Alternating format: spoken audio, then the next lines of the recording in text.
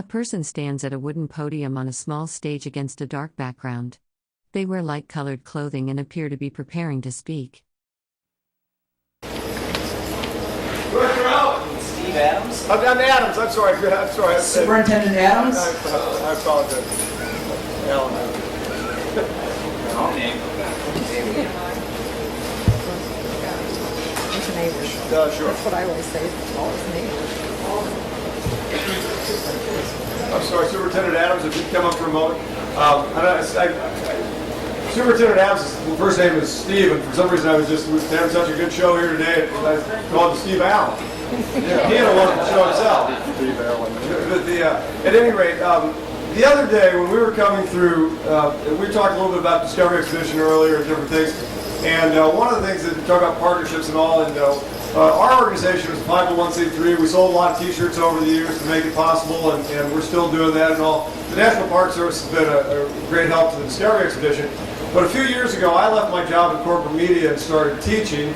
And one day I was sitting at lunch in the lunchroom and got talking to one of the other teachers there, and we tried to figure out, wouldn't it be neat, we'd talked with Gerard about things over the years, wouldn't it be neat if we could figure out this way to get the story of the trail and what was happening along the trail, off the trail, and get it to kids across the country and the far reaches of the country and beyond even, and to the general public as well.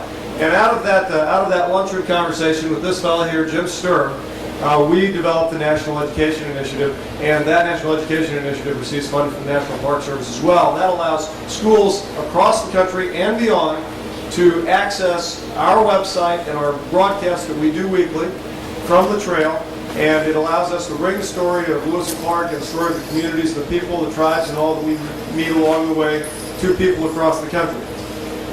And it is a great partnership because a lot of people will never get the chance to actually travel this trail or see the Missouri River and that sort of thing.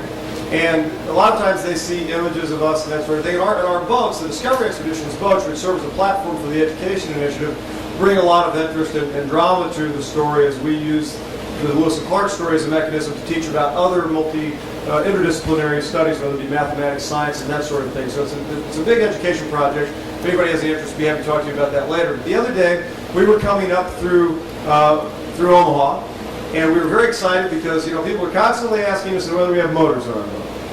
And yes, we do, because the Corps of Engineers, another partner in this project, over the last century or so, at the mandate of Congress, has changed the river a little bit to make it more navigable for large craft and that sort of thing. So, unlike the 3 to 5 foot channel we had 200 years ago, we're dealing with a 30 foot channel, and most of the guys, even on their tiptoes, just can't handle the cordelling with that 30 foot channel.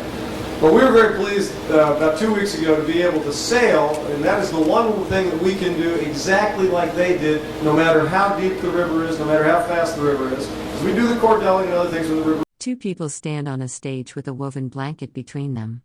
On the left, a person wears a ranger uniform and tan hat. On the right, a person holds a microphone and wears a dark coat with red and white trim and a bicorn hat. But we were coming by Omaha for about a little over 4 hours the other day at 2.7 miles an hour under sail power alone, with simply the wind in our sails, with no motors and nothing but the sound of the river and the wind. We moved our boats from Bellevue, Nebraska, up past the city of Omaha and onto NP Dodge Park. It was a glorious day for us. And one of the things that we stopped by that day, of course, to have a dedication for your new building down there and all that sort of thing.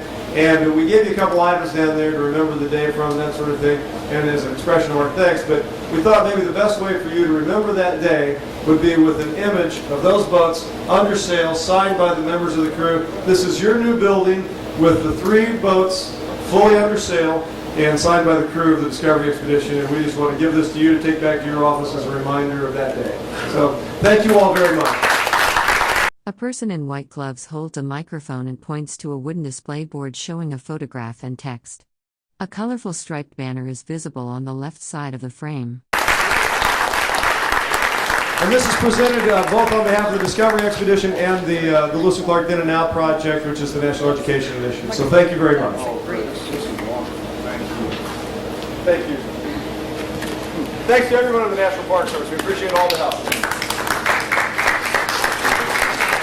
And we'll have our next program with Mr. Paul Brill starting